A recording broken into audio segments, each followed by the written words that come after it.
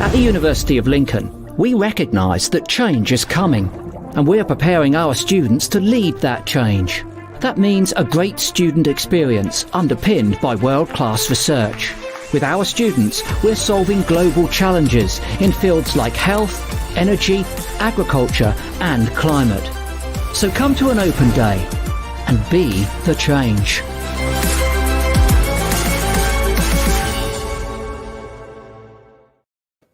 Good morning. Welcome to the University of Lincoln Open Day. I'm Ellie. I'm one of your hosts for today. And I'm Emma Jubbs, and I'm also Ellie's co-host here on campus today in Lincoln. That's right, Ems, and it's the 10th of July, so that means it's the 191st day of the year, and there's 174 days till 2022, but only 84 days till the start of the next term here at the University of Lincoln. So it's also, if we look at on this day in history, the Telstar communication satellite, the first ever communication satellite of the whole world, was launched into space. I think that was in 1962. And obviously, the really big news today is that tomorrow it's the final of the Euros and England are in the final. So Emma and I are really, really excited about that. And we'll be talking to you a little bit about that later, but not too much, because our job is to welcome you to the University of Lincoln. We're the Modern University of the Year, according to the Times and Sunday Times. We're TEF Gold rated, and we're in the top 20 for student satisfaction. So stay with us today and find out why. Emma will tell you what's going to happen here today. I will. So I'm sort of situated in the Isaac Newton building, and I'm going to see if I can very quickly give you a picture of my view, which is the wrong way completely. So no, I can't do it. So what we've got is I'm in the Isaac Newton building. I'm looking across to the Lincoln Medical School. And today we have a welcome from Dr. Craig Marsh, who is our Vice Chancellor of the Lincoln International Business School here at the University of Lincoln. And he will give you a very brief introduction about the university and our history and everything else. We are then going to have a little campus tour, but a bit of a virtual campus tour, but just so that you can actually see the beauty of the campus here. We're then going to meet Amina, who is our amazing SU representative. We're going to meet Vicky in our accommodation. So any questions you have about accommodation, please ask. And then finally, we are going to have Caroline about all about the admissions process. Caroline is absolute queen of anything to do with UCAS admissions, entry requirements, anything you're not sure about. At 11:15, you can find out if you are a potential student about the subject that you're interested in. So please go on to our website, scroll down, and at 11:15, you can click onto your subject. It's literally just a press of a button. But if you are a parent watching this morning at 11:15, then stay here and ask any questions that you really don't want to be asking in sight of your son or daughter. But actually, I'll be here with Curtis, and we can ask, and you can ask away. And we're just talking about top tips to get your son or daughter prepared for university. So that's the agenda. Thanks, Emma. It's a really exciting day. Everything will be available on demand, so you can visit our website on the details that Darren, our fantastic producer, will post up below. But today is all about you. So please go into the chat, whether you're in YouTube or whether you're in Facebook, and you can just double click on the image if you're on our website and join us on YouTube or Facebook and say hi. Tell us who you are, where you're watching from. Tell us what you expect the football score to be tomorrow night, if you would like to. Tell us what you intend to study here at the University of Lincoln. But most importantly, tell us your questions. We desperately want to hear your questions, and we want to do everything we can to answer them. I'd like to start by saying a really warm hello to the first person to post, which is Professor Mary Stewart. who is our Vice Chancellor here at the University of Lincoln. She is an amazingly inspirational woman who's very much a leader at this university. She's a specialist in social mobility and the civic university, and really does put students at the heart of every single thing that we do here at the University of Lincoln. I'm also going to say hello to Mohammed, who's saying hi, and to Susan Cook, who's saying that her daughter is hoping to join us in September 22. Now, you're asking when you can come and look around, Susan, and that is such a good question, isn't it, Emma? It really is. So we have, as we would really prefer that we were meeting you face to face over a coffee right now in a big open day. But as we all know, that's not possible. So it would be much better than that coffee, Ellie. But what we have got is every Wednesday, every Friday, and every Saturday in the rest of July, we have campus tours. So you can go onto our website, book yourself on a campus tour. Thank you, Darren. Darren has given that link at the bottom here, just so that you can book onto a campus tour, and we will take you on a tour of the campus. And if you wanted to meet an academic, they are here and available, and all you need to do is just let us know. So please come and have a look around. Okay, that's great. And I'm going to pick up a few comments in the chat. Hello to Ellie. Hello to Kurt, who wants to study paramedic science. Rebecca, you're coming to study nursing, which is really exciting. You're joining us this year, which is looking like being a really exciting year here at Lincoln. There's so much going on already. Emily, hello. Khalid from Egypt. Hello, Aslama. Blossom, hello Blossom from Grimsby. You're going to study psychology with us. That sounds really good. And Tracy coming to study biochemistry. And Max, you're in France. Hello, Max. It's super to welcome you here. And you're going to study sports journalism with us. That sounds really exciting. Now, it's probably time to move on because Emma and I are determined to hit our time marks today, and we never do. I am going to mention very quickly, though, if you're wondering what's behind me, it's the Brayford Pool, which you'll see when we do the campus tour. So you'll be able to see where Emma and I are situated on the campus. But what's unique about Lincoln is we're right in the heart of the city. So we're a campus university, but in the heart of the city. So no late bus rides late at night, no taxi rides. You don't need a bicycle. You can walk anywhere in the city to your accommodation within about 10 minutes, and up to the cathedral as well, which you will see later. But first, it is really important that I introduce Dr. Craig Marsh, who will do the formal invitation to today and tell you some of all the exciting things going on here at Lincoln from an academic perspective. He's our Pro-Vice Chancellor. He's also the head of our Lincoln International Business School. He's an expert in leadership and human resource management, as well as a lead in coaching, so both a practitioner and a researcher.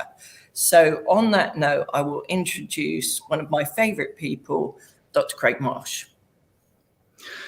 Morning, Ellie. Morning, Emma. Morning, everybody. And it's such a pleasure to be here and welcoming everybody to this open day. And thank you so much, everybody, for joining us today under constrained circumstances. But just to say how important it is, the physical presence of the university to creating that experience for our students. Because I know that at the moment, people applying to university, one of the big concerns is how much physical presence will I have in the university and in lectures? And here we are.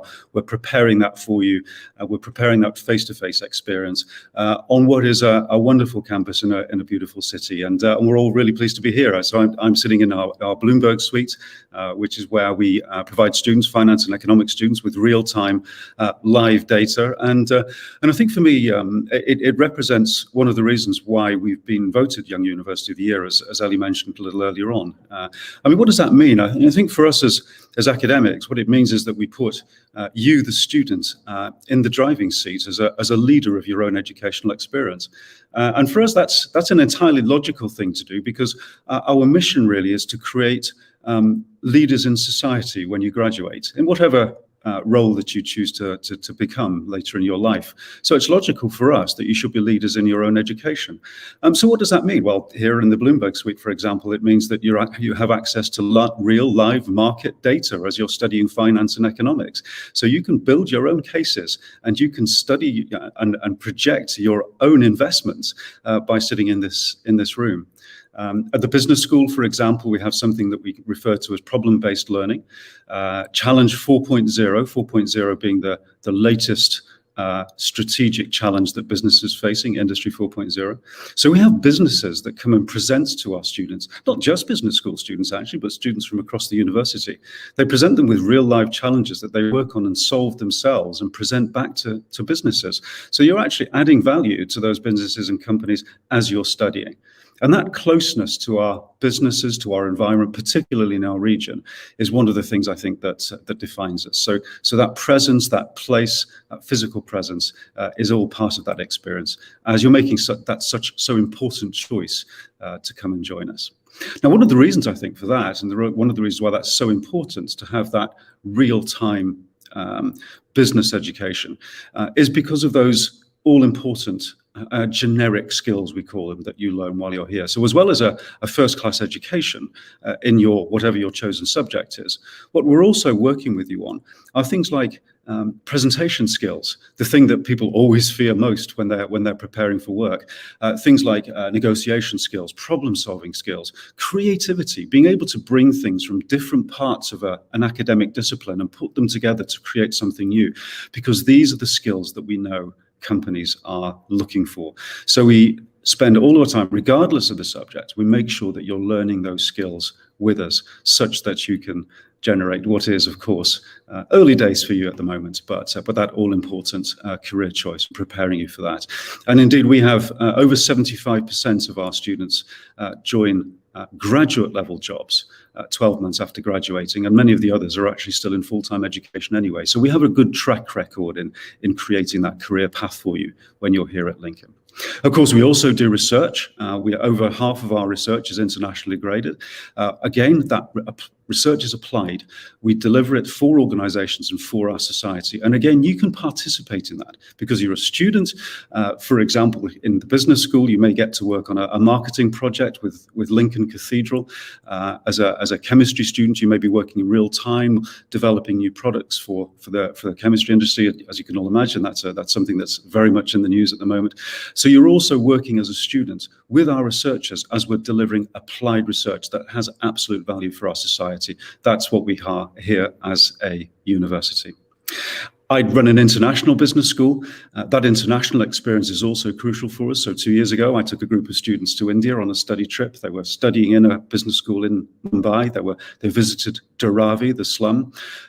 They were visiting businesses. We took businesses along with us from Lincolnshire to work with the students. And for me, it's characteristic of the fact that we're developing you as a global citizen when you come to Lincoln. And that's such an important part of our work with us. And we have a substantial proportion both of students who are from an international background, but also faculty who are able to develop those skills that global companies are looking for. But most of all, it's the place, and it's for us. It's always frustrating when we can't be actually physically present with you, because we have a beautiful campus, as Ellie has mentioned, right in the heart of this city. We have accommodation, really modern, really up to date. Nothing which is much more than a walking distance away from the campus. It's the heart of the city here, and we have this really wonderful relationship with our city and our region, including the cathedral. And I know it's a bit far away yet. If you do get a chance to come and have a look at the city, if you haven't been here so far, it is a lovely day out. And in probably about 4 or 5 years for you, I really look forward to seeing you at the highlight of our year, which is graduating you in the wonderful surrounds of the beautiful cathedral at Lincoln. So do enjoy your day. For us, it's all about you making that really important choice. We hope you make the right one. We hope it's for Lincoln, but hopefully we'll give you an opportunity today really to investigate us and make sure that it's the right choice for you. So I wish you a wonderful day. I'll hand you back to my colleagues, and please don't hesitate to contact any of us. For those of you who are interested in studying business, you can see them a little bit later on talking with my students and my heads of department to say a bit more about our subjects. So I'll now hand back to Ellen, your host for the rest of the day. Thank you.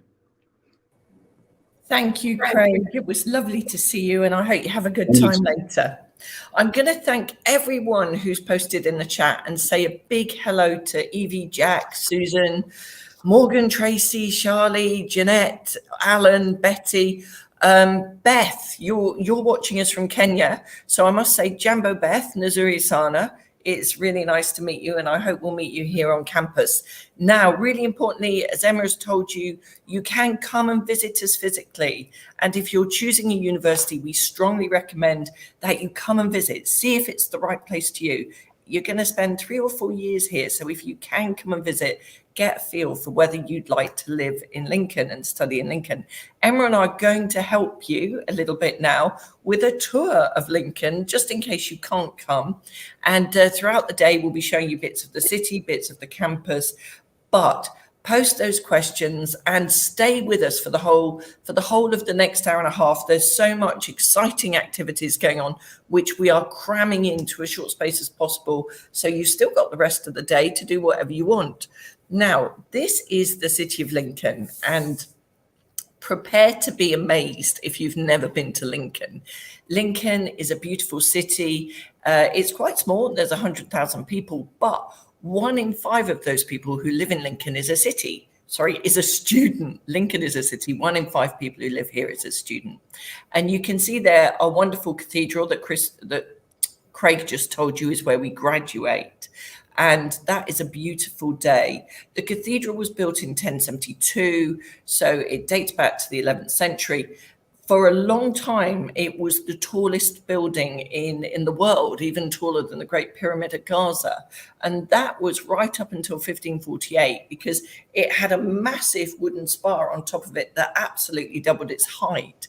Now, in 1548, that was struck by lightning. It fell down and it was never rebuilt. But even today, wherever you approach the city from, whatever road you come into Lincoln on, you can see that cathedral. And you think back to those pilgrims in the Middle Ages who came to Lincoln to visit the shrine of St. Hugh in particular. And it always gives you a lovely glow, because wherever you come from, you are home. Isn't that right, Emma?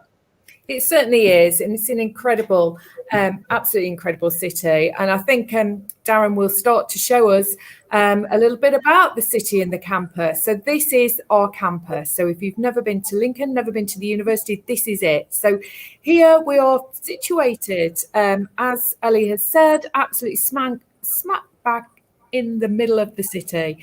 And not only that, it's not just a city university, we've also got a Brayford pool and some water. So if you can see, there is the amazing marina there.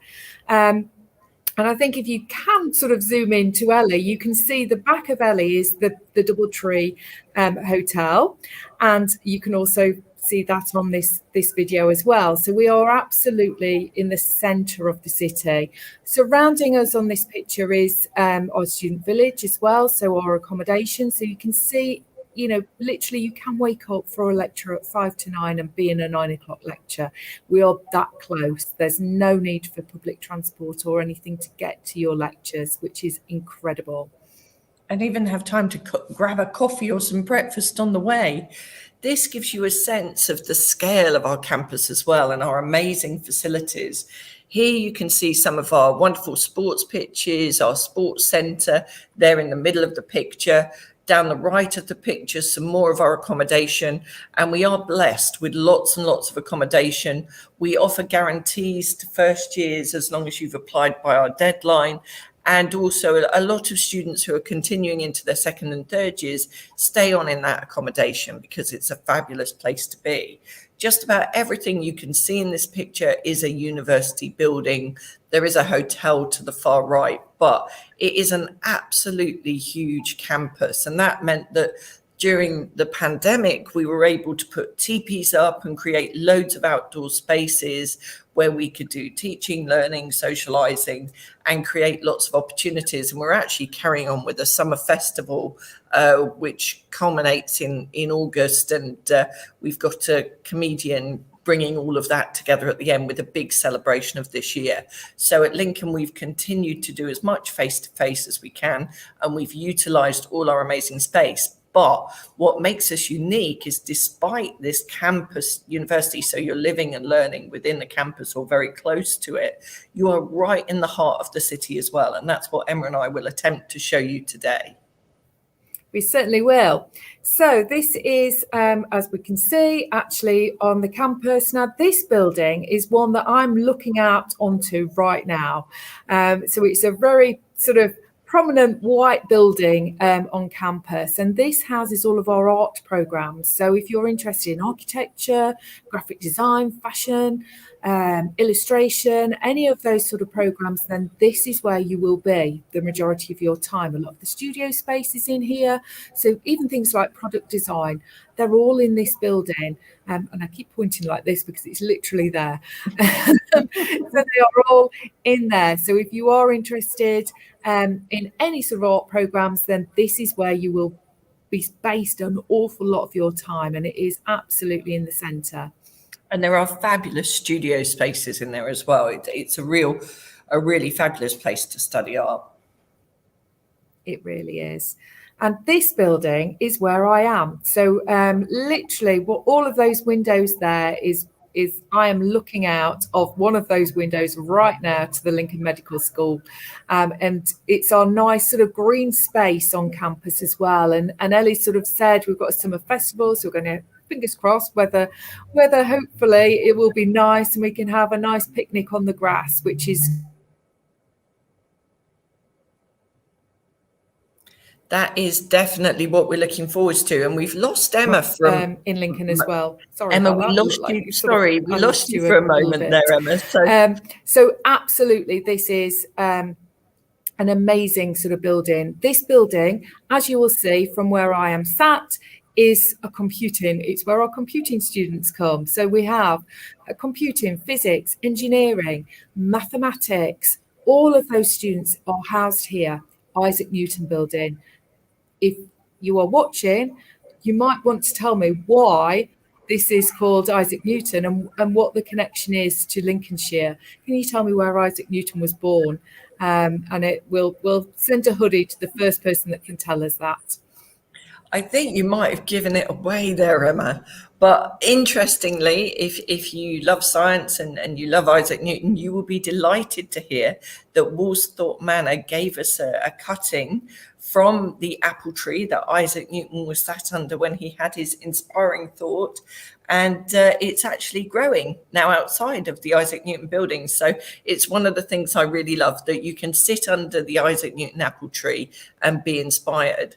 Now, moving on. Right. Send us your details to Darren on a DM, and we'll get you a hoodie in the post. Good. Is that for Evie, Emma? Yes, Evie Rogerson. Well done, Evie. Oh, Amy should have one as well. Amy knows it was Woolsthorpe Manor. So I think Evie and Amy, we will send you a University of Lincoln hoodie. Just DM Haja, it's definitely Lincoln, but I don't think you get a hoodie for that, but thank you. So DM Darren, Evie, and we will send you a hoodie. Now, moving on, we will show you our award-winning library. This library is an architectural amazement. Also, it's open 24/7. So at key times in the year. So if you're studying for exams, there are times when you can be studying at 3 a.m. as well as 3 p.m. And you might think, well, why would I want to be able to do that? And that's because you read for a degree. Studying for a degree is very different to being at college or school. It's really important when you come to university that you become a producer of knowledge. And this is what Craig was talking about earlier, that students at Lincoln are producers of knowledge and they get involved in the creation of new knowledge. You know, we're undertaking research here at Lincoln, which is changing the world in terms of cancer research, in terms of disaster management, in terms of animals and some of the ways that we work with and understand animals and how animals as companions to humans can actually help us and improve our health. something that all of us will probably relate to over the pandemic if we're animal lovers. So the library is fantastic, more than 250,000 resources available, lots of them available electronically. There's lots of spaces to study in the library as well, single study carrels, as well as lots of computer space. And if you are going to be working 24/7 around the clock, you do want to know you're in a beautiful space in the center of a city where there's coffee and food on tap. So our library is fantastic, isn't it, Emma? It really is. It's incredible. And lots of really dedicated staff in the library to help you navigate around all of the facilities and find the resources that you need as well. Some real subject specialists in our library. We're very fortunate with amazing staff in our library as well. Now, Aim is asking, how do I DM Darren? Which is a really good question. So sorry, we'll come back to you, Amy. DM the University of Lincoln. So whichever social media platform, Amy, that might be, which looks like you're on YouTube. But if you want to send him a message via social media to the University of Lincoln official site, Darren will sort that out for you. You don't have to DM Darren directly. And Francis is getting really excited because Francis Lillian is joining us this October. We can't wait to welcome you, Francis. Now, moving on, you'll be introduced to one of the things that I love most about Lincoln, which is the waterfront. But first, I'm going to let Emma tell you all about some of the exciting things going on around the waterfront.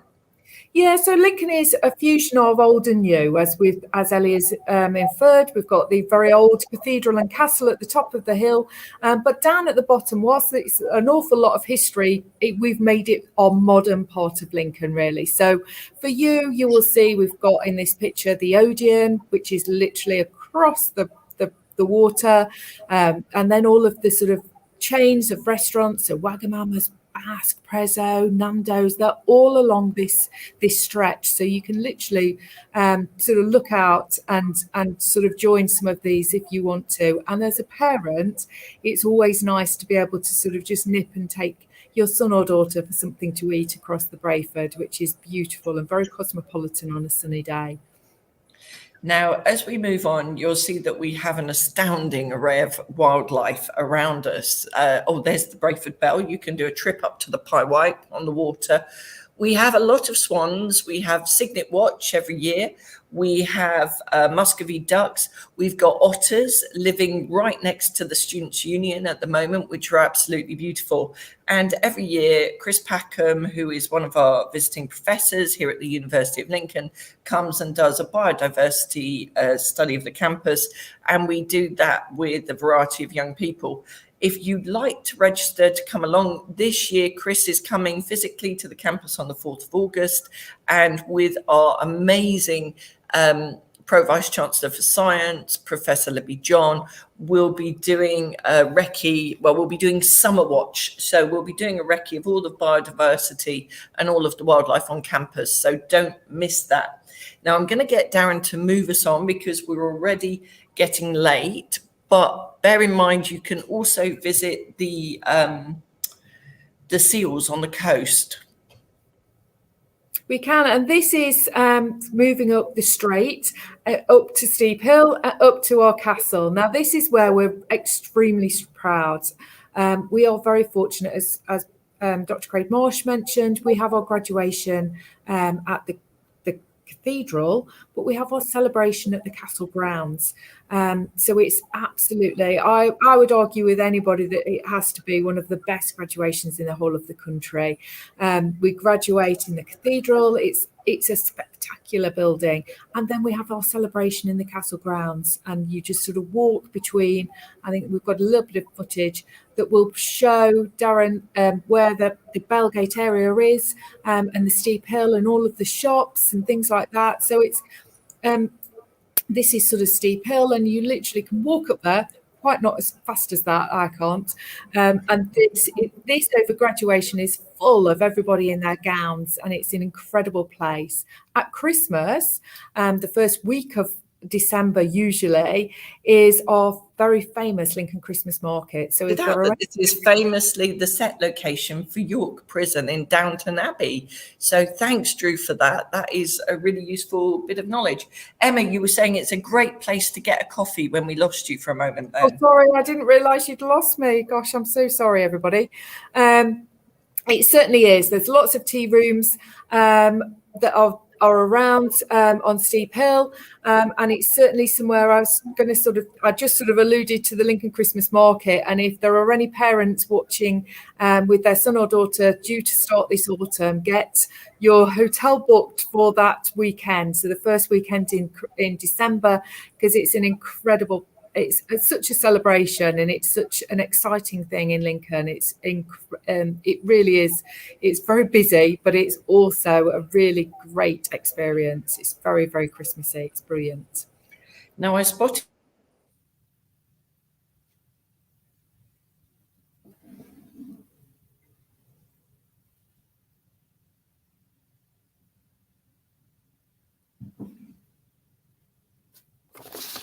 Have we lost Ellie, or is that lost me? I'm really sorry. I'm not quite sure.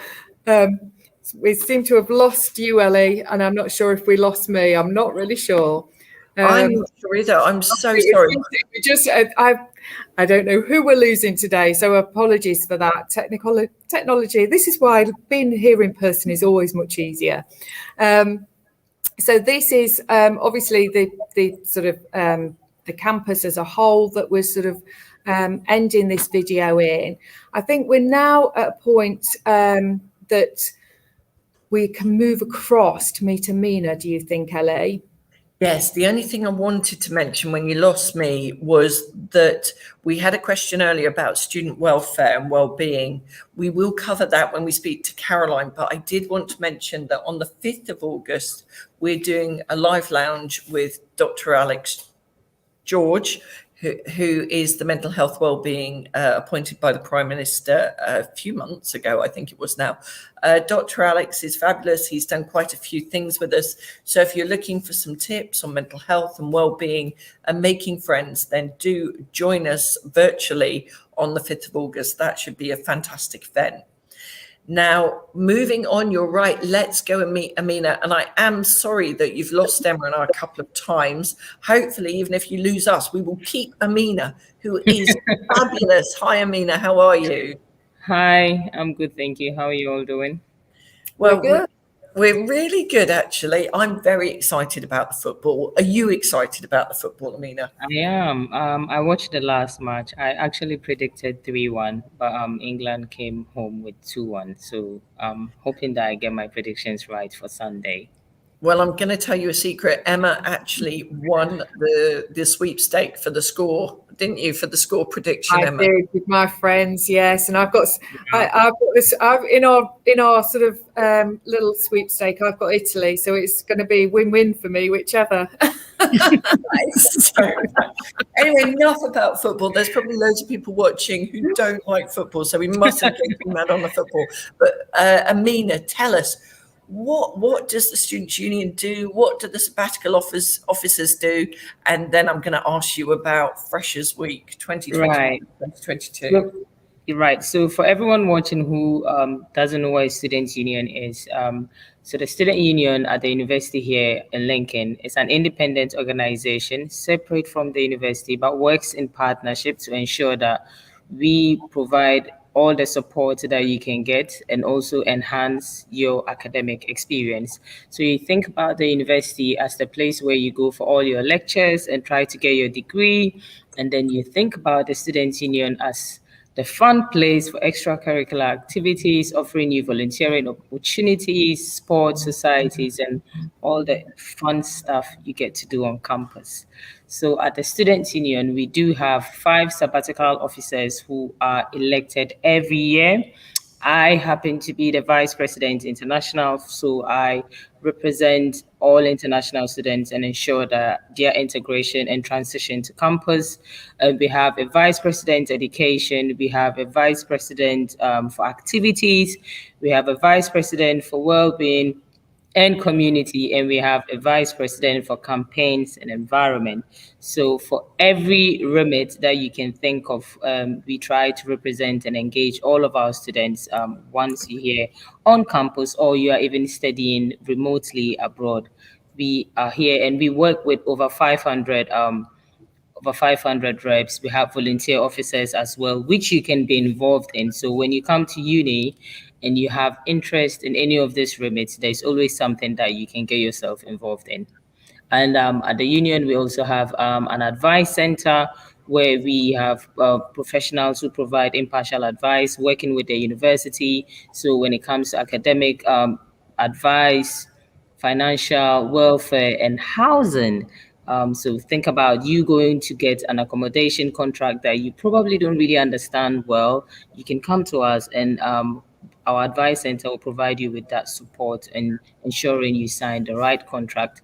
We also have a cycle high scheme, which we started last year. So if you love cycling and you want to discover Lincoln through bike rides, then you can definitely rent a bike from our cycle high. Then, of course, we have venues that students come to, and I am currently sat in one of the venues. We have Towers, which is a sports bar. We have the Engine Shed. We have the Barge, and of course, we have the Swan. All of these venues are a safe place for students on campus where whatever you spend gets back into the charity of the union. And also, you get 10% discount spending in all of these venues. I can go on and talk about all the amazing food and menus that we have here, but maybe. And it is amazing, but we ought to mention, because the Barge is unique, and definitely the only students' union that brought a boat on the Brayford behind them and turned it into a cocktail boat. It's one of the most bizarre but brilliant student union venues in the country. Yeah, absolutely. There's a really good question from Bobba Cop. Bobba Okay. Cop 11. He says, is there space for tabletop games? Which sounds like an odd question, but it takes us into where we're going next, which is Amina is going to take us on a tour of the towers and just outside. So Amina, tell us what we're seeing. So just because he's asked a tabletop game, I'm just going to show him a pool table that we have here in Towers.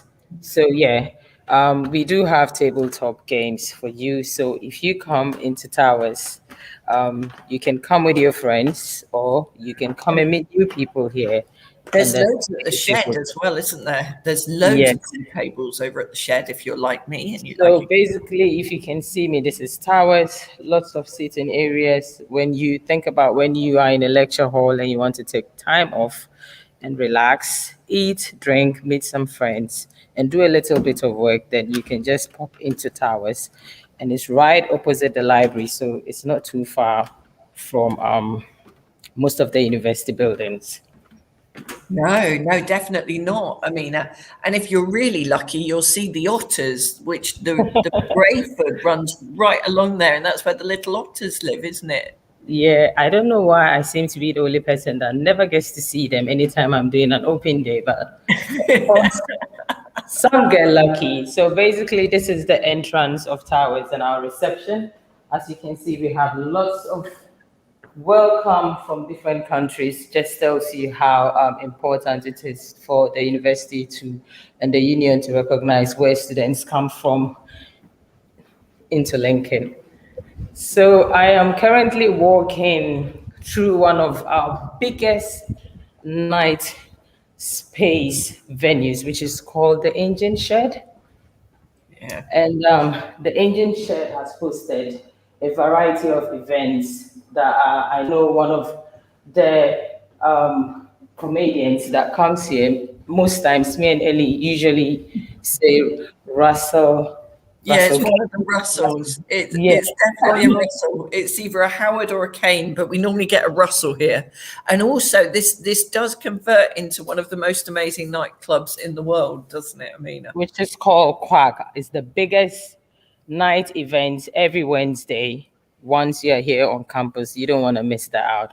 Basically, this space can be used and turned into anything and everything. We have watched Euro 2020 in here as well. So it just tells you that the engine shed is a place where a lot of things get to happen. And it seems I am stuck in going out, which is just part of technology.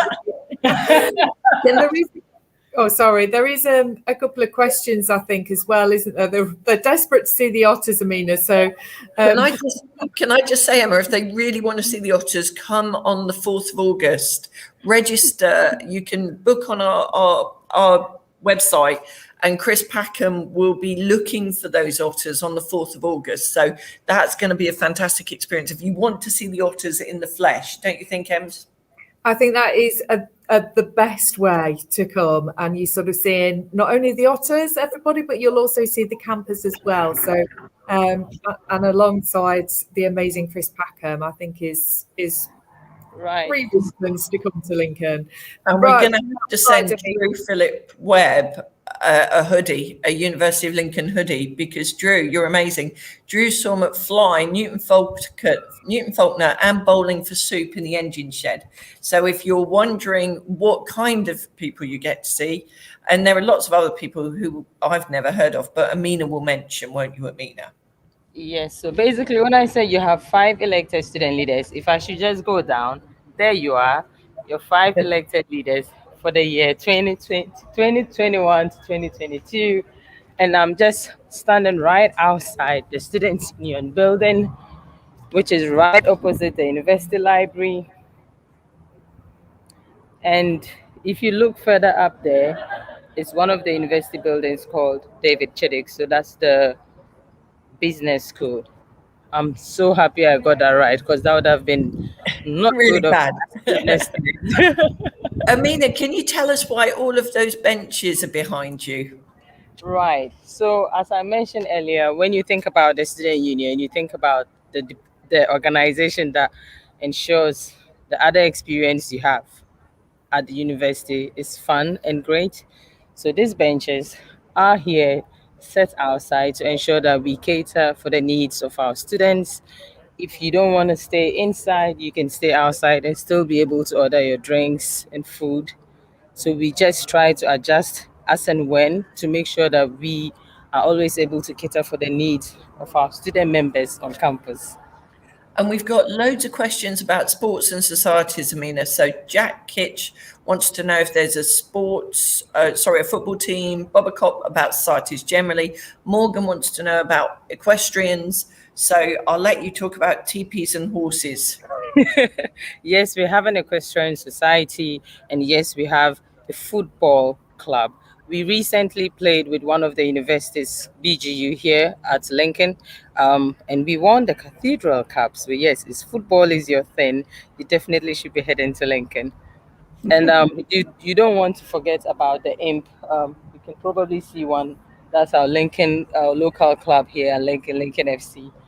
At the moment, there are so many of the IMPs all over the city. So lots of sports and societies. We definitely have over 150 sports and societies for you to choose from. And we do have a vice president activities who handle sports and societies. So if you come to Lincoln and you want a society that is enlisted on the website, you can start your own society, and we would help you, support you, and make sure that you get everything running smoothly and well. And just to add, where all of the viewers today are obviously very keen on getting involved, which is exactly the right thing to do when you're a student here. So is it worth going onto your website, the Students' Union website, Amina, Yes, to see everything that's listed?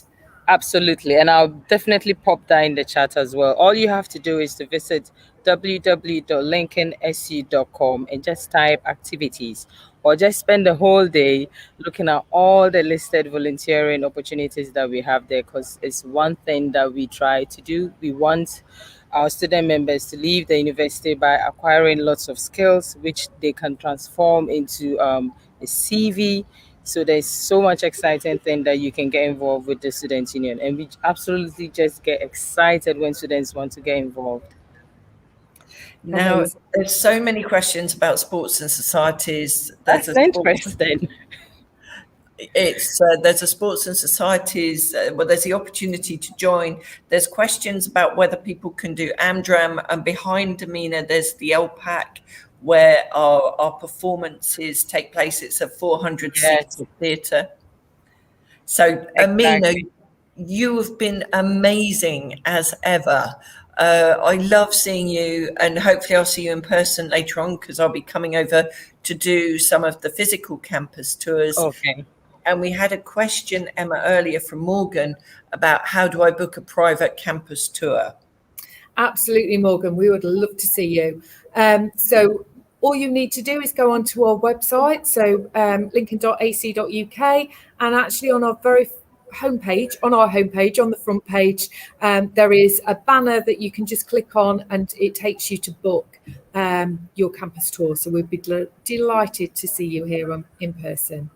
Amina, before we leave you, any top tips for making friends? Top tips for making friends: get involved, join a club or society, and take advantage of all the events that are happening. There are sometimes free events on campus where you can get freebies. Freebies are a big thing. So just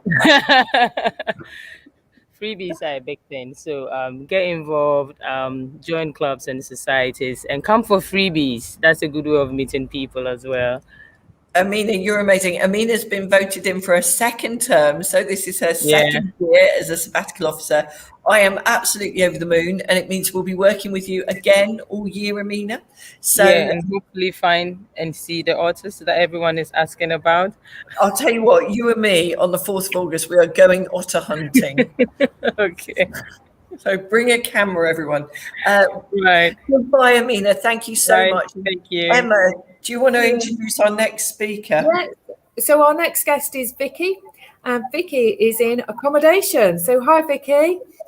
Hi. So tell us, where exactly are you?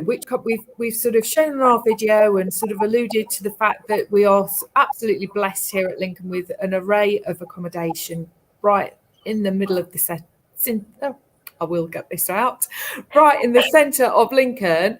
So tell us where you are. So currently I'm sat in St Mark's, which is a brand new accommodation for this September. So it's our newest accommodation, but we do have other options available spread across the campus. But I'll give you a quick view of where we are in relation to the campus. So if you just come over to the window, you'll be able to see that just out of the window, we are just opposite the campus. So you see the medical school, the Nicola de la Haye, and then just to the left of me, next to the Holiday Inn, there is the Gateway, which is another one of our accommodations. So you can see just how close we are to the campus.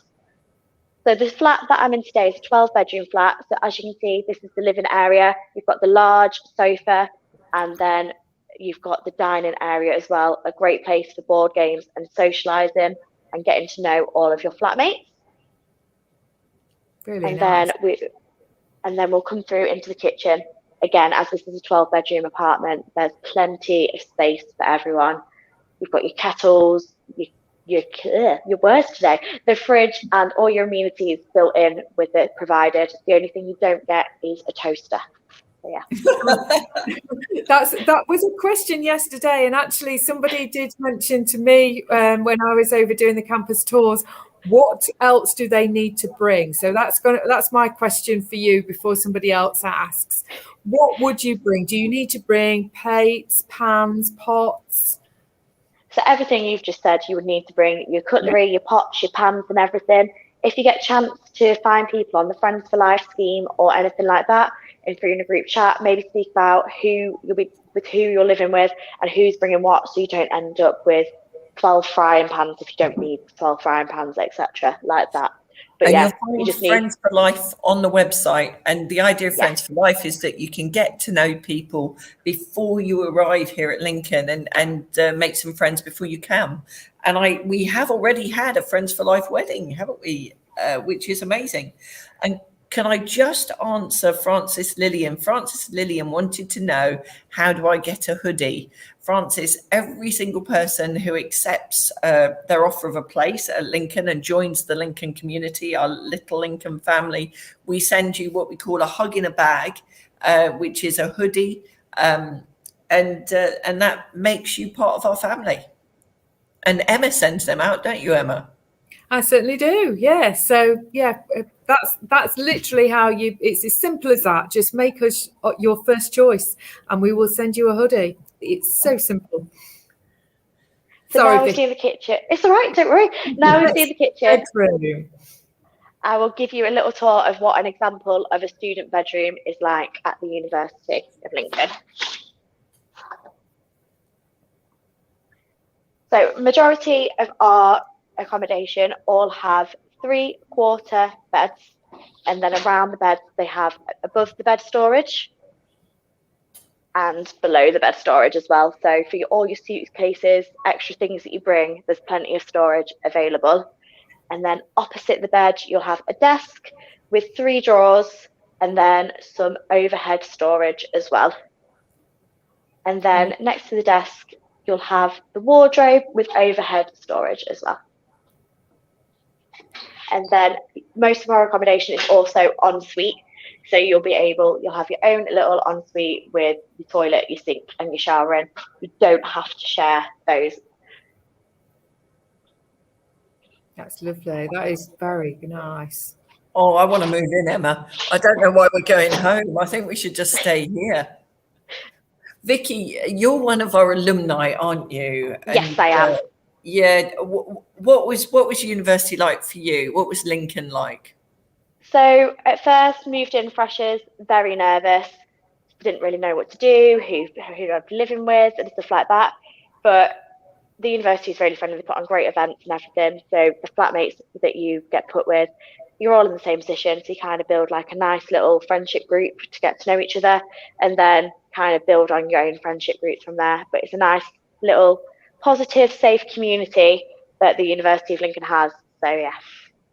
And we've got a question from Bobacop11. Are there accommodation options for tall people? So all of our, sorry, I was just the way that was worded. I just threw me a second. Majority of our accommodations do have 3/4 beds. So apart from Lincoln Court, which does have a single bed.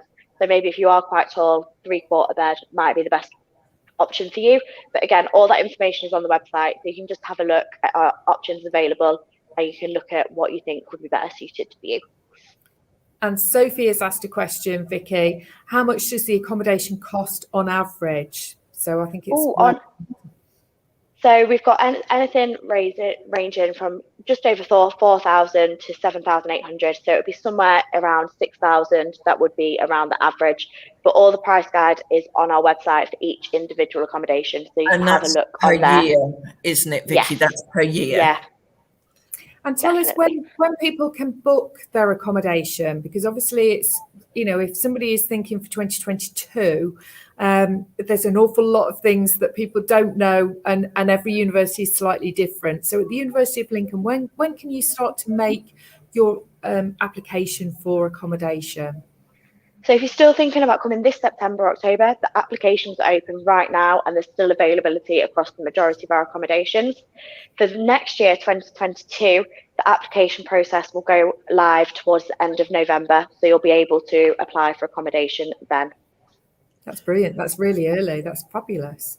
That is brilliant. We seem to have answered all the accommodation questions, but if you do have questions, along the bottom of the screen, you can see a phone number and an email, and you can just contact us or come onto the website. There's loads of information there. Vicky, you've been amazing. You've shown us around the flat with flair and vivacity and passion, and we've really enjoyed the tour. So thank you so very much, Vicky. Thank you. Enjoy the rest of your day. Oh, you're an angel. Thank you.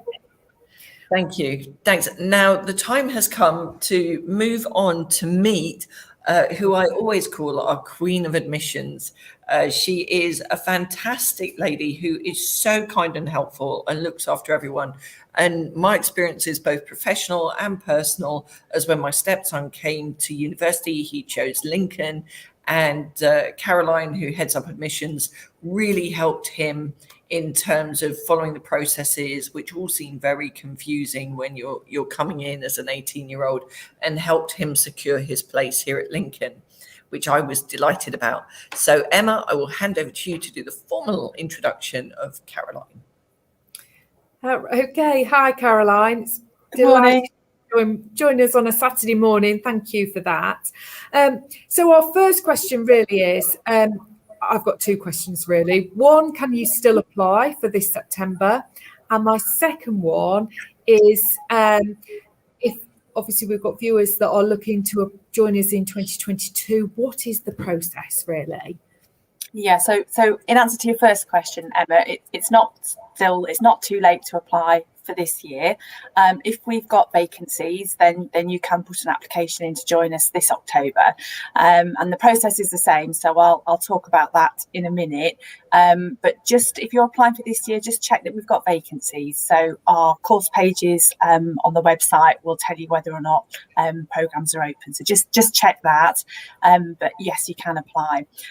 But all applications to universities in the UK are made through UCAS. So you don't apply directly to the university. You do one application through UCAS, and it's all online. And so if you go to ucas.com, there'll be a section on there on how to make an application, and you will need to basically set up an account and start your application. So the sort of things that you're going to have to include in your application is obviously your personal details, email address, things like that. But there's a section which is really important on your qualifications. So what qualifications have you already completed? So that might be your GCSEs and various other qualifications. But there's also a section about qualifications that you are about to achieve. So if you're doing your A-levels or your BTEC or your Access this year, you will put in that they're pending, and usually put in what predicted grade you're going to get. There's a section, and that's the bit that probably takes the most time, is your personal statement. And I think we'll probably go on and talk about that a little bit in more detail later on. But that's really a little bit to tell us about you. And then there's a section for your reference. So your referee usually is your tutor or your teacher, someone who can comment on your ability to study at the next level. So there's three main areas for the application. You can start completing that application now for 2022. The date you can actually submit it starts from the beginning of September. So you've got plenty of time to work on it over the summer if you wish to. And you have until the end of January, which is your deadline to complete that and submit it. There is a slightly different deadline, an early deadline for medicine, dentistry and veterinary, and that's mid-October, the 15th of October. So it is quite a bigger early. Sorry, I've got a fly just coming across my screen. Sorry, just completely distracted me. And once you've submitted those applications, it's then at that point that universities will receive those. So we receive them electronically, and then we'll start working through the information that you provided, and hopefully make you an offer. One thing that I would just mention, which is really useful, is that once you set up your account on UCAS, you get access to something called UCAS Track. So you're probably going to get to know your login details off by heart by the end of the year. But this is fantastic because this helps you manage all of your applications. So you can see when you've been made an offer.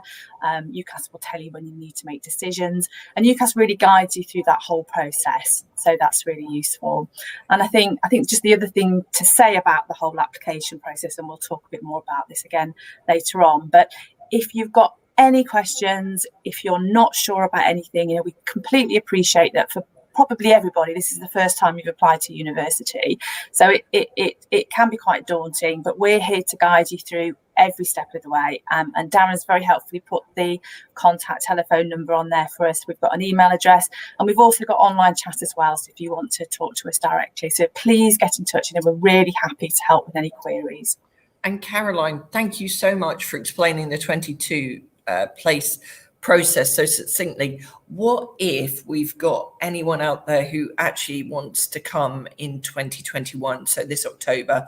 I know that there's very few places available, but what do people do if they do want to come to Lincoln? Yeah, it's still the same process. So it's still an application through UCAS, which you can do. But because the sort of the main application cycle has come to an end, it came to the end of last June, we're looking at taking applications through clearing. So it's exactly the same process. Fill in the application, we receive it. If you add us as one of your choices, and hopefully make you an offer. But again, clearing can be quite daunting for people if you've not done it before. So if you just want to have that chat with us and just see if we'd be able to make you an offer, we're really happy. Our team are here to take those calls and just talk us through what you've done, what you're hoping to do, and we'll give you some advice and tell you exactly how clearing works in detail and what you need to do to secure your place for October. Is it time to take a couple of questions? Because we've got a whole host of questions, Caroline. There are hundreds. So I'll just take we will scroll back up, everybody, because they're all listed on every sort of platform. So we will attempt to get to all of them. But if I go to one and only Cleopatra, will you get accepted mostly based on personal statement or grades? As I'm finding it quite hard to write my statement.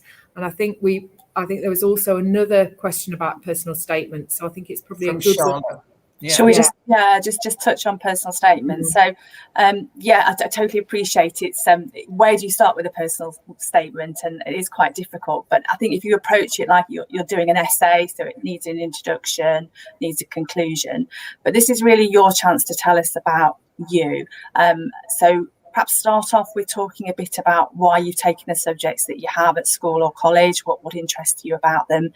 But you really need to do sort of a good section on why have you chosen the subject at university? You know, what is it that interests you about it? Why do you want to take it as a degree subject? You know, we're looking for that passion and commitment that you've got for the subject, and also include a bit about anything else that you've done. So it doesn't just all have to be about your academic qualifications. You know, if you've done any work experience, any voluntary work experience, I know appreciate that that's been quite difficult, but any clubs you've been part of, any societies, anything like that just gives us more information about you. So I mean, I've rushed through that, but there's lots of information and advice on our website and UCAS websites as well. So I think just break it into chunks, and there's some sort of tips about some of the things that you could include. And there is a video that you've made, Emma, to guide you through writing a personal statement. But Emma, would you like to make a few comments on sort of top tips for writing a personal statement? Yeah, I mean, very top tips. And the very obvious one is, which sounds very sort of teachery, but don't plagiarize anything. We appreciate it's very, very difficult to sort of, when you start, it's sort of where on earth do you start? So it's almost sort of your opening line needs to be the last thing you do, because you need to get the body of the information in there first. Make sure that it's right, it's all relevant to you, and then trim it down. But obviously the next thing is, when you've done that, you might miss an odd word, so an and or the, and so get somebody else to proofread it. So ask mum or dad or grandma or somebody to have a read through when they've not even read it before at all. It's a good piece of advice for anything that you're writing, really, but definitely for your personal statement. Now, there's loads of questions, so I'm going to throw another one. This one's for you, Caroline. Morgan Pothcary says, what does the average academic year look like in terms of half-term breaks, seasonal holidays, etc.? Well, so that's a good question. We advertise our term dates on our website. We don't have half terms like schools do, so it is slightly different. But we will break for Christmas and for Easter, and also for the summer. I'm not sure what the exact dates are, but I think there's a calendar on our website if you just want to look at when those dates are. But we do have set breaks throughout the academic year like that. Another question, I'm just going to take them one at a time. Again, one and only Cleopatra asked, how much would you roughly spend in a year on books and resources for courses? So I think there's a really useful section on each of the course pages that we have on the website. So if you go and look up the course that you're looking at, there is a section on additional costs. So that will tell you the sort of additional costs that you might have, whether there are any study trips, any specific equipment that you need to buy for your course. So just check that information out on the website for the course that you're interested in. And Rebecca Cullingford says, for the adult nursing, there is a health check, suitability check. Oh, sorry, is there a health check, suitability check? I know there was something else I needed to do alongside sending across my GCSE certificates. Yeah, any ideas? Yeah, there's a few things that you need to do. So there will be a health suitability check as part of the application process. So just contact the admissions team if you want to just check if you've done that or not, because we also have to do an occupational health check and a DBS check for those courses. So we'll be contacting you probably about now if you're starting this year to do those checks now. So just check your emails, because you should have received one of those. But if you're not sure, Rebecca, just get in touch with the admissions team on the email below, and they'll be able to help you. I can see that my colleague Alison in admissions is answering some of the questions. So thank you, Alison. So I know we've got quite a lot. So hopefully Alison can help answer some of those questions too that are coming up. Thank you. We've got one for Emma here, so I'll give Emma this one. This is a good one for you, Emma. Lisa Hurst says, how far away is the hospital from the university accommodation for nursing and midwifery students, please? Yeah, good question, Lisa. The Lincoln County Hospital from sort of the campus here is probably about 2 miles away, I would guess. You can very, very easily walk it. However, as a nursing or midwifery student, you will be open to all sorts of environments. So they will also include sort of community work in GPs or community, and also some of our other sort of county hospitals, so Boston, Grantham. But there is support in place. We wouldn't expect you, we will assist you with transport in order to get to those if you haven't got your own transport, basically.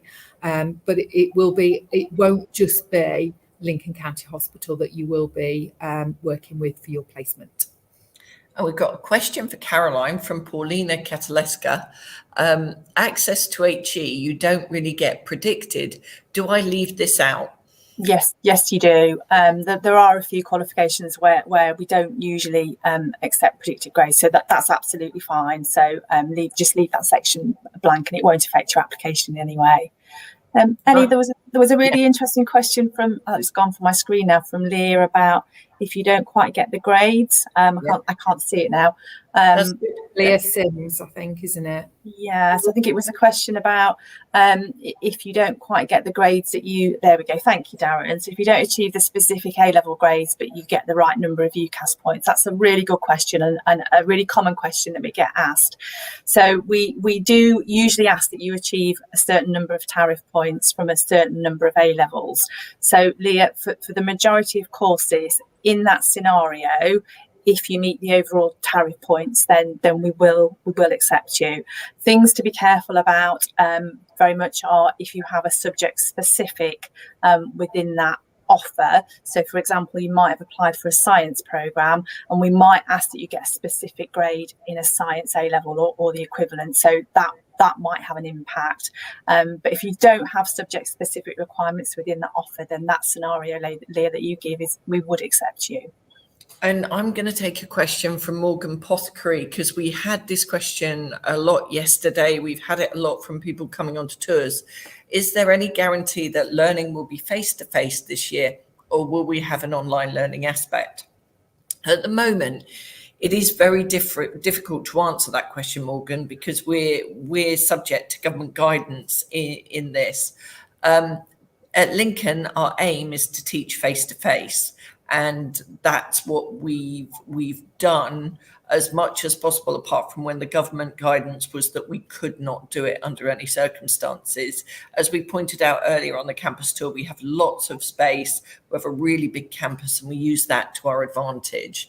And most of our students stayed here at Lincoln, and there was lots going on. So we were able to keep lots happening here at Lincoln, which I think was was really lucky and down to the space and the amazing academics and staff that we have. So to answer your question, our aim is to maintain face-to-face, but that will be subject to government guidance. The interesting thing is we've learned a lot about teaching over the last year, and we've learned that there are some benefits to recording lectures and putting them online so students can go back and rewatch them if they want to. So those aspects we will be continuing where there's been benefit to the learning and teaching outcome. So thank you very much for the question. It's really relevant, and I hope that answer sort of covered it. Emma, I don't know if you've spotted any questions that we want to answer, but you might want to flag up the subject sessions as well. Yeah, I will do. So I'm going to give you a 5-minute warning for your subject session. So at 11:15, the subject sessions are starting. So if you're not already watching us on the university website, which I know lots of you are watching via YouTube and Facebook, then please go across to the University of Lincoln website, so lincoln.ac.uk. You can scroll down, find the subject you're interested in, and then all you need to do is just press play almost. If you are still undecided as to which subject you're interested in, then you can watch back. So that's the beauty, that actually you can watch it live, but actually if you're interested and you're still not quite sure which subject, you can watch back. So you can do that. Should we take just one more question, Ellie? There's one from Tom Webster about EPQs, which I think is again a very relevant question. Lots of people sit EPQ qualifications. So the question is, Caroline, do you get a lower offer for students studying an EPQ?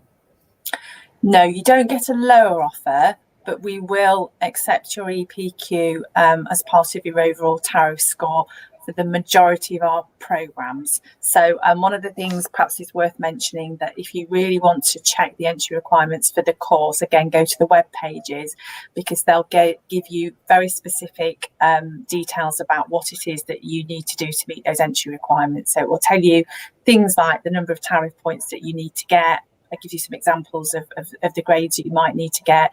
It will tell you whether or not we include things like the EPQ or not. So when you're making an application, I think it's really helpful if you go and just check those entry requirements. There might also be some GCSE requirements as well. So you might need English or maths for certain programs. So just check that out. There's a lot of information on there just to help you, because you don't want to waste one of your choices if you're not going to meet those entry requirements. And again, if you're not sure, just get in touch. So if you're not sure what your you can't see your qualifications on the website, again, just get in touch and we'll be happy to give you that guidance. And that is our very fabulous head of admissions. And I'm about to wander over and join the live campus tours that we're doing. And I would entreat you all, if you possibly can, come and visit Lincoln, see how amazing it is when you get here for yourself. There are so many things we haven't been able to tell you about, like the bike hire, which is free, and you can go out to all the parks around us, the boat trips, the amazing facilities, 7 media studios, amazing film and radio and music production studios, amazing drama facilities. We've invested around about £400 million in this campus over the last sort of 15 years, and it really is an astounding place to live and study. Please come and visit us, see for yourself. But for now, go and find out about those subject sessions. Go and find out whether Lincoln offers the subject that you want to study and whether we do it in a way that you would find exciting and engaging.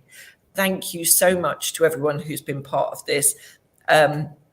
Emma is going to be doing a parents talk, so stay here if you're a parent and you want to know more about university. Also, join our parents Facebook account where you can chat to other parents and ask us any questions that you want at any time. We've got a few minutes, so I'm going to go to Caroline to see if there's anything she'd like to add before we finish. I think the final thing would be just to say, take your time making a UCAS application. There's a huge amount of choice there, and it's very difficult to try and decide what it is that you want to do and where you want to go. But if you need any advice at all, don't hesitate to get in touch. For our team are so used to to answer inquiries from students all around the world with all sorts of different qualifications. So, usually we'll be able to give you a very quick answer and just support you in that journey. So please just get in touch and keep in touch with us as well. And will you be watching the football tomorrow night, Caroline? Probably behind a cushion, but yes, I will. And do you have a score prediction for us? Oh, Ellie, I don't know. I think it's going to be quite a high-scoring game, so I'm going to go 4-3 to England. Just putting it out there. Darren, who speaks to us along the bottom, Darren, our producer, do you have a prediction for tomorrow night? This might take him a minute. Oh, look at that. That's well done, Darren. That's why we love you. Emma, over to you. So are you my score prediction's 1-0 to England, Ellie. So that's my score prediction. But I think I just want to sort of add that now is our time to sort of transition. So if you are a parent, please stay here. I'm going to be joined by Curtis, who is an awful lot younger than me, and he can talk about his experiences and things that he didn't take to university and things that he wished he'd known. And I'm going to take the role of a parent and sort of think about things that actually you perhaps need to prepare your son or daughter for university that you wouldn't want to probably have that conversation with them. So that's where I'm going to stay here for now. So don't leave me. Before you throw me out, Emma, can I just say to Beth Marion, thank you so much for your Asante Sana and Jambo, and have a really good day. And I hope to see you either in October this year or next year. And Joe, I agree. Let's hope that Hurricane gets that hat trick. That would be very exciting. Oh, wouldn't it just? Let's all meet up on Monday and see what happens. Emma, it's probably time for you to throw me and Caroline out and introduce Curtis to everyone. Curtis is fabulous. Thank you so much, Caroline. And I will see you over at the campus tours shortly, Ellie. Bye, see everybody. you at the campus tours. Bye, everyone. So, hi, Curtis. Good morning. Hi, Emma. How are you? I'm fine, thank you. And just to let everybody know that's still watching, Curtis is located in London. So Curtis is in the team and he's located in London, but works for us, works here at the University of Lincoln. So certainly anybody that is considering travelling sort of out of the region to the University of Lincoln, then I think that's sort of a good point. I'm sort of very Lincoln based, so it's good to have a real contrast of sort of questions that you may have about travelling to the city and things like that. So Curtis, let's think, what are the main things that we would need to sort of consider when you're considering sort of moving away and things, the whole process really? I think for the main thing kind of to think about for parents with regards to your son or your daughter would be their offers, so their firm and their insurance choice, student finance, and kind of any additional help. I think that's really important as well, and really important that parents kind of get their heads around it as well if they want to be able to support their child. Accommodation, obviously we've had Vicky today who showed us our accommodation, which is fantastic. I always love seeing accommodation, even though I see it all the time. And then of course budgeting as well. I think budgeting is important, particularly for parents if they're a little bit worried about, their son or their daughter might be a little bit into the Amazon orders at home, and how they're going to kind of budget when they're at university. So I think those are the kind of the key things. So offers, student finance, additional help, accommodation, and budgeting are the kind of the big things for me, I'd say, Emma. I agree. So as you're watching, please ask your questions. That's why we're here today. So, if you're considering sort of what on earth you need to do, whether it's sort of application process, as Curtis said, sort of cooking, budgeting, all sorts of things, then please sort of ask those questions. So Tracy, thank you. First question. And that's a really good one to sort of start off with, I think. What support is available for student mental health and well-being, such as anxiety, panic attacks, managing stress, etc.? Fantastic starting point, which, if you'd not asked us this question, we had got ready to tell you, because we have the most amazing wellbeing team. here at Lincoln. And if you've been following all morning, Tracy, you will have seen that they've been sort of there answering questions this morning as well. So tell us, Curtis, obviously, what sort of facilities do we have on campus? Yes, so we, as you rightly said,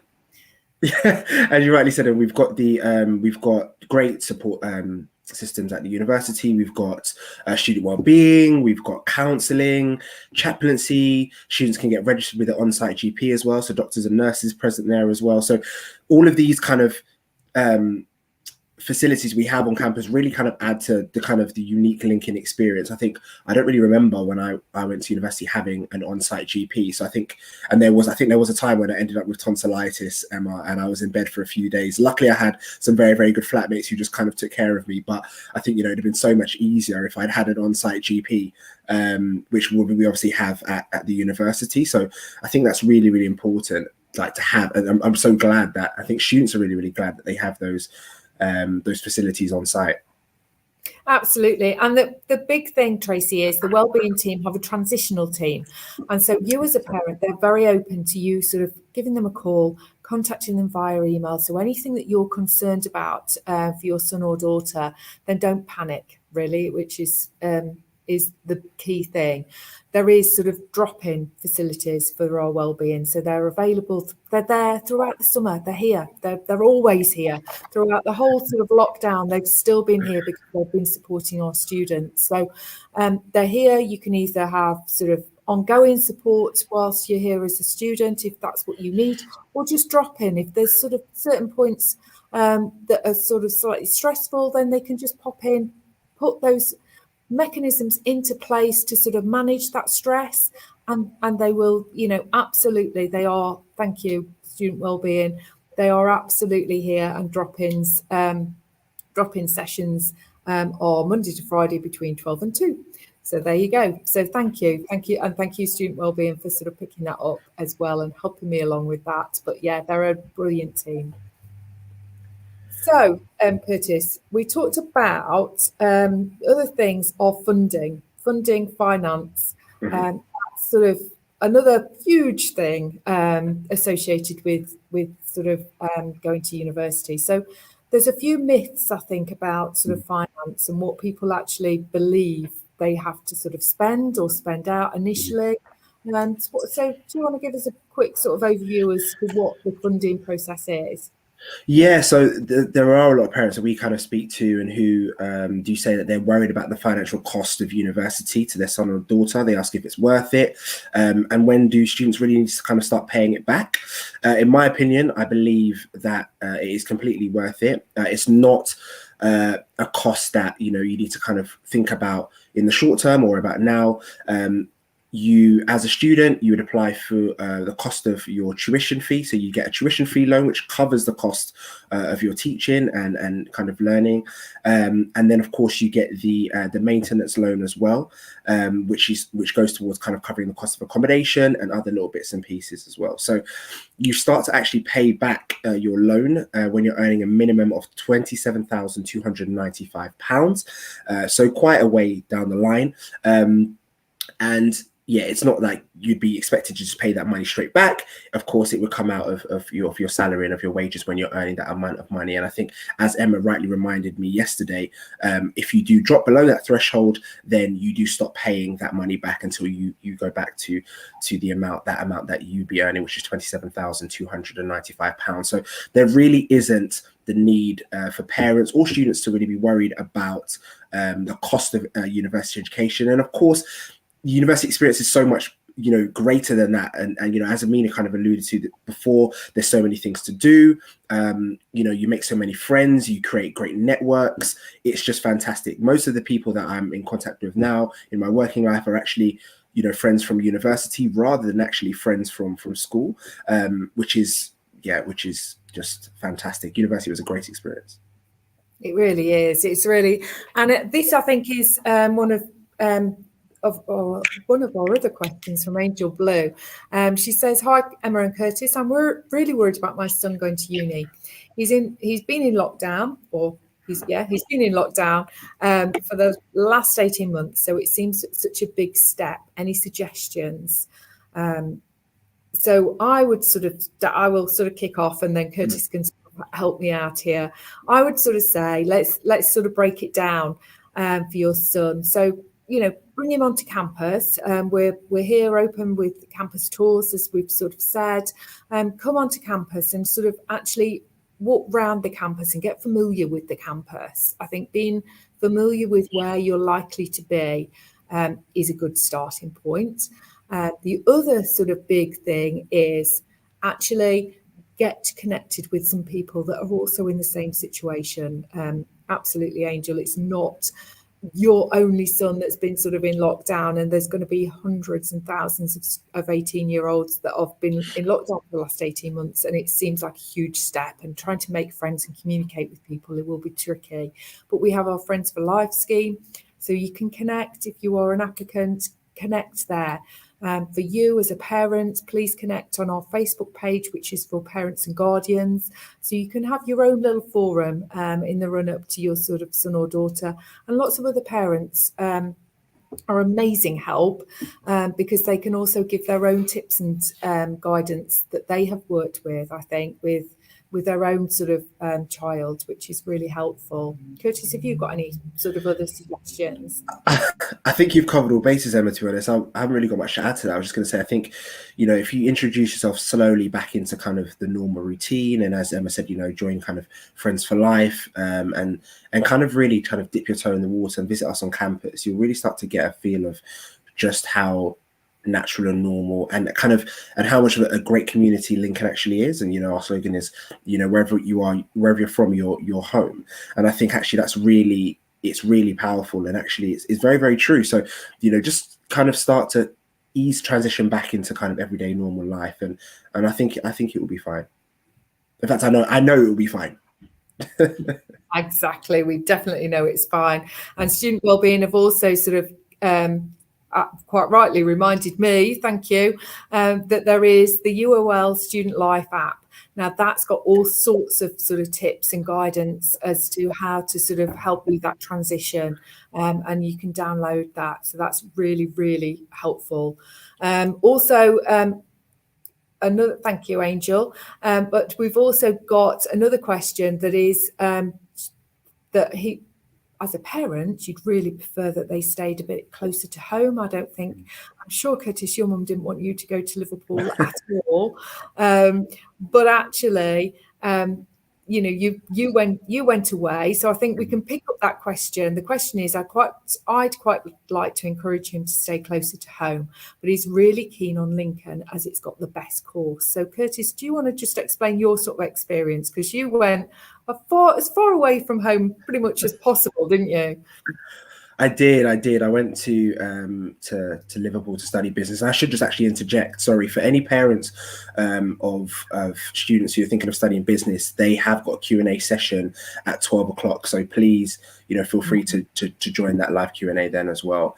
Going back to myself, I think, at first I thought to myself, London has a lot to offer and it's such a big city, and I could find what I wanted there. But I was really interested. I think I was really interested in the business course in Liverpool, and also really trying to get away from home as far as possible as I could at the time. And actually, I know my parents weren't too keen, but I think they realized in the end that it was what was best for me. And I think I really needed to do that to kind of, assert my independence and really kind of, just go away and have a different kind of experience and friendship groups. I'm really, really glad I did that. I think if I'd stayed local, it would have felt like an extension of sixth form. I think it would have just felt a little bit like I hadn't really flown the nest, kind of, so to speak. And I think I really, really needed that. So my advice would be is, always try to support your son and daughter in doing what they feel is best for them. Of course, you can always give advice and guidance, but I'm very glad that my parents kind of supported me in going there and visiting and coming to visit. So they did come to visit me when I needed them to, and I did come back home. And one of the things we haven't really spoken about yet was kind of budgeting. So I really, really utilized all of the options that were available to me. So I got an NUS discount card. There wasn't uni days back then, but I had a NatWest student bank account, which when I opened that bank account, I got a third of 4 fares, like rail fares. I got a young person's rail card. So I was able to come home as well as and when I needed to. And obviously, you know, if you're a student, if you're a parent of a student who's watching from somewhere like London, you know, London isn't far at all from Lincoln. We've got a 2-hour direct train. So all of these things, you know, make that transition easier. And don't worry, you won't lose your son or daughter for sure. No, you're right. It's just sort of encouraging the right thing, isn't it? And just being there as a parent to guide, but just not to influence probably your opinions and your sort of worries. There's a question from Ruthless. What about accommodation costs? So we've talked very briefly, Curtis, about sort of the maintenance loan. Now, a big percentage of that maintenance loan will actually be sort of, in many families' case, a big portion of sort of accommodation. Did you find that? Yeah, I did. I mean, accommodation cost, as you know, is supposedly covered by the maintenance loan, and for the most part, it does cover it. When I was living in London, I actually had a part-time job, so I was working for JD Sports on the weekends. And then when I moved away to uni, I actually transferred. So I kept my job with the company, and I was just working Saturday and Sunday on the weekend just to kind of get that little bit extra cash. My maintenance loan was covering the cost of my accommodation, and then, you know, the extra money that I was getting from JD Sports just kind of helped to pick up some other little bits and pieces. And, you know, if I wanted to go for a Nando's, if I wanted to go to cinema, usually the accommodation costs are covered, unless, you know, you're in somewhere like London where, you know, it's a little bit extortionate. But you don't have to worry about that because it's Lincoln. So Lincoln, yeah, and we have been sort of voted one of the cheapest cities, I think, in sort of some of the polls several years ago. So I'm not going to quote exactly which one. Andy, I hope that helps a little bit with your question as well. What I would also sort of say is, and we sort of talked about this, is start doing a bit of family budgeting almost. So the really good and the sort of go-to sort of website to help you with that is the Martin Lewis Money Saving Expert website. If you go onto there, you can do sort of a bit of a student-parent type budgeting, really. So actually, really, when you're sort of looking at accommodation, finding out what the budget is, be realistic as a parent, what sort of support you may need to help, you know, as Curtis says, or actually the part-time sort of work. Curtis was lucky to work with sort of JD Sports, but today we have hundreds. We have about 100 student ambassadors that work for us as part-time work. So it's a great job to have. You know, I'm watching one now, literally taking a family on campus on a campus tour. It's a great job to have, and they earn such a lot of sort of cash to help support with those, you know, those food bills, the fuel, all of those sort of things. So it really, really is sort of a great job to have. And Connor, you are absolute credit to us, because you are one of those student ambassadors and working very hard for us every day. So Nikki Smith has asked a really, really good question. How soon do we need to apply for a maintenance loan for 2022 entry? Curtis, do you want to? Oh, okay, sorry. Yeah. Sorry. Caught me off guard there, Emma. Yeah, so not yet. For 2022, so the application cycle kind of starts in kind of September time, and then you can apply for your maintenance loan in I want to say January, February, so in the second half of 2022. Yes, it will be.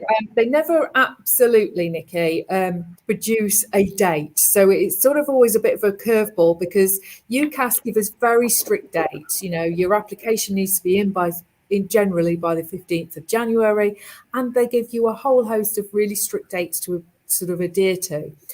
Student Finance England don't actually give us a date till about the week before, but generally, and given sort of our experience, it has been certainly, as a good rule of thumb, if you sort of get to February half term, that's when you need to be thinking about applying for student finance, and they give you a bit of a window sort of between the end of February to sort of the end of May. So both that half term, that term almost, is a good time to sort of start to apply for your student finance. After that date, which tends to be sort of the very beginning of June, they don't guarantee that funds will be in place for that autumn necessarily. So that's it's a guaranteed date almost really to apply for your finances before then. But you do have to apply every year. So as a prospective parent, you don't always sort of click that actually you have to go through this process every single year as well, don't you? Yeah. So that's a good thing to sort of just keep in the back of your mind, that you'll need to sort of do it every year at the same time. Is there some more questions? Thank you, student support, for that. That's really helpful.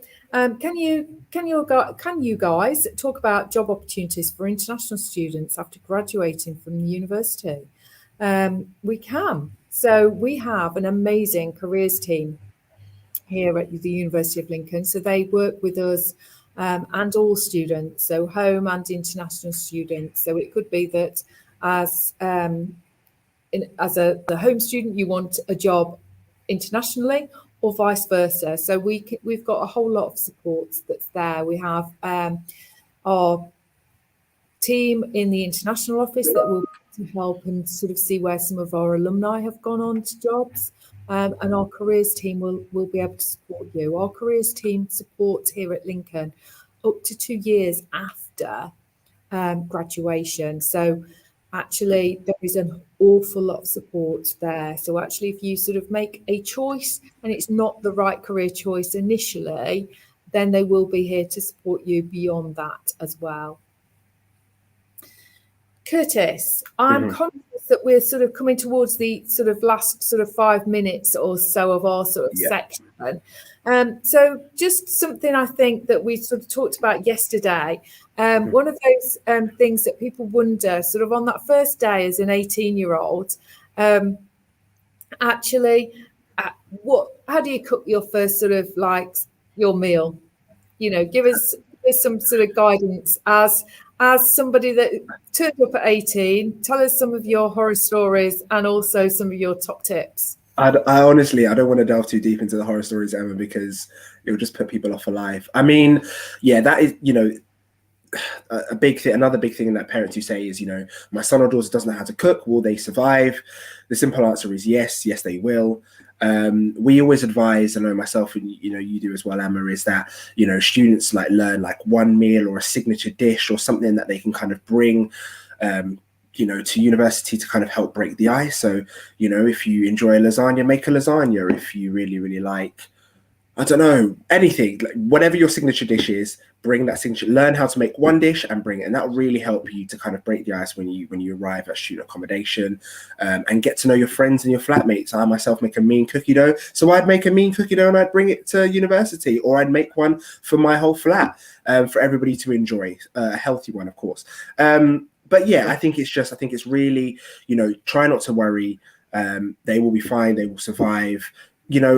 I remember when I first moved into university, one of my flatmates really didn't know how to make pasta, and he put the pasta into a kettle to make pasta. I mean, he was just, and he's still alive. He's still surviving. So there are, many horror stories, of course. But I think just if you support your son or daughter before they go to university, maybe help them kind of, make a signature dish, learn one dish, and then when they come to university, if everybody has a dish, then everybody will be fine. Absolutely. And that again is one of the joys of sort of social media now, and the groups that we have. They're sort of the conversations that if you're moving into accommodation and the same sort of flat, and talk about sort of I make a mean chili, or I make I'm good with my cookie dough, and obviously Curtis will have to sort of share that next time he's up in Lincoln. So absolutely do that. And also the other thing, Curtis, I think is thinking about buying those ingredients, buying new food, and doing that supermarket shop. obviously lots of mums and dads just do it and have no idea how much sort of a pizza costs and things like that. So what sort of advice would you give for that? Yeah, I'd say, if you're a parent watching this, try and bring your son or your daughter. I know it's not always the most exciting thing to go on an Asda or a Tesco shopping run, but if you can get them to come along, then do that, because I think it's really important that young people and students know just how much things cost, because obviously then when you get to university you're not surprised. And yeah, just budget in general, and get them to really start thinking about how much they're spending. If they go to Nando's every week, how much is that costing them every single month? They won't be able to do that at university. They might be able to go to Nando's maybe like once a month, or and have those kind of special occasions. But really, if you're just spending as you do at home, like, you won't be able to do the same when you go to university. So I think it's really, really important. And as I did say before, if you're a student watching this, really do make sure you sign up to kind of uni days, and those student kind of discounts that you can get, all of them that you can really get, anything that you can get your hands on. And as Amina said before, freebies, we love freebies at university. So make sure you do kind of, get those freebies. Absolutely. I'm just going to take a couple more questions before we finish, Curtis, if that's okay. Rosa, I know Connor has been on the ball and is answering that, but you're asking a question about bringing a car to Lincoln. Now, my advice as a parent, and it is only my personal advice, and I think, Curtis, you sort of alluded to your experience as a student as well, is yes, you can bring a car. There is very limited accommodation where you can park, because, as you know, we're a city centre campus. But you want to ask yourself as a parent, do you really, you don't need a car in Lincoln at all. Very few people need a car in Lincoln. You can walk very easily across campus and across the city. And also think about, actually, do you want the pressure of being the one that is giving the lifts for people, or the pressure of like, oh, you can drive because your car's here, you can take us to the supermarket, you can take us to the swimming pool, you can take us sort of on a trip to the Lincolnshire coast? Do you want that pressure of your son or daughter to be under that sort of environment? And I think, Curtis, you've sort of alluded to sort of the fuel costs as well of that situation. Yeah, again, just as Emma said very, very clearly, I think I don't think you need to bring a car unless it's for specific kind of access requirements. I think as we've already seen, the university campus is in walking distance of the city centre. Everything that you need is right there in front of you. Essentially, I remember, I went to a different type of university, so I think I took my car in my third year. But again, I kind of regretted it in a way, because I was just spending money on fuel costs, or like giving someone a lift somewhere, or driving to the football, right? There was just really no need. So our advice would always be kind of leave your car at home. Lincoln is the perfect size, and everything is in walking distance, and it will really just save you time and money.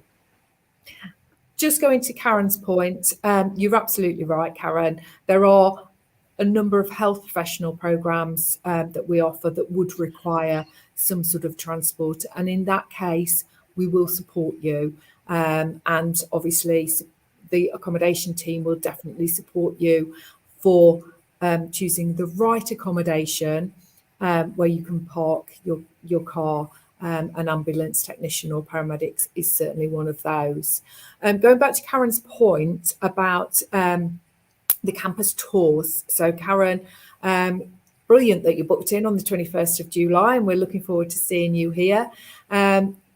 You're right. After that point, fingers crossed, everything is okay, and we are. You can have more than one person. At the moment, what we're sort of saying to families is, at the moment, just one family member to go indoors. So if we're actually going into a building, but you're very welcome to bring another family member with you to sort of come to Lincoln and walk around the campus. So if there's both parents that are desperate to come along and see the campus, then that's not a problem, Karen. We would love to see you. So please don't worry about that. And fingers crossed, we really sort of don't want to assume that on the 19th everything will be absolutely back to normal. Universities have very different sort of guidance, I'm afraid. So, but yes, we would be delighted to see you on that day. So thank you for that. So, Curtis, I'm conscious of time, and anybody that is a potential business parent, then you can hop across at midday to go and have a more of a business focused sort of parent chat with Dr. Craig Marsh and the senior members of team in the Lincoln International Business School. Final points I have is to highlight that on Wednesday, the 18th of August, Curtis, tell us what's happening and where everybody should be. So Wednesday, the 18th of August, we are holding a London Open Day for anybody who's in the London or the Southeast area and wants to find out more about the university. We're holding a physical open day at the British Museum. The special guest is Dr. Alex George. We're really, really excited to have him. And as Ellie mentioned before, he is the UK Mental Health Ambassador, as appointed by the Prime Minister. So it's going to be a fantastic event from 4 till 6 at the British Museum, and you can book your place at that event by going onto our website and onto our main page and scrolling down, and you will see the link there to kind of get more information on how to book on. So that is on the Wednesday, the 18th of August. It is. And is there any final top tips that we've not talked about this morning, Curtis, that you think you would like to sort of share? I'd say, I'd say in the first instance, don't panic. Everybody, is in the same kind of situation. It's new for everyone going away to university. Please don't panic. There is support available. As Emma said, we've got a plethora of support in terms of financial support as well. You've got the option. We kind of didn't really talk about it, but we do have scholarships available, bursaries available, and more information can be found on our website for those as well. As Emma said, please remember that we have the Martin Lewis. There is the Martin Lewis website, so you can find out more information there about budgeting and get kind of top tips. But please do not panic. It's going to be great. And those are my top tips. Really. It is. And also my final thing is we're still here. We're here throughout the summer. We're here throughout the whole of this cycle with you. So please ask any questions. We're certainly more than willing to sort of answer any questions, however silly those questions might be. Ask us in any way that you need to. I alluded to the Facebook parents page. Join that. Equally, ask us questions on social media, send us an email, pick up the phone. We are here throughout the summer to answer and help and support you so that the journey is as smooth as it possibly can. But I think it's just encouraging and get involved, isn't it? I think that's the big thing. The student experience is a mix of sort of nerves and excitement, I think, but it's certainly a journey, isn't it? And you make it your own, I think. 100%. So thank you so much for watching this morning. As I say, if you're interested in business, then hop across to the business stream at 12 noon, which gives you time to sort of top up your coffee. And if not, we really, really hope that we can see you very soon here on campus and actually have a coffee personally with you. That's what we'd love to do. So thank you so much for joining, and thank you to all of the colleagues across the university that have helped with answering some of the questions this morning. We are really grateful for that. So thank you so much, and good luck, everybody.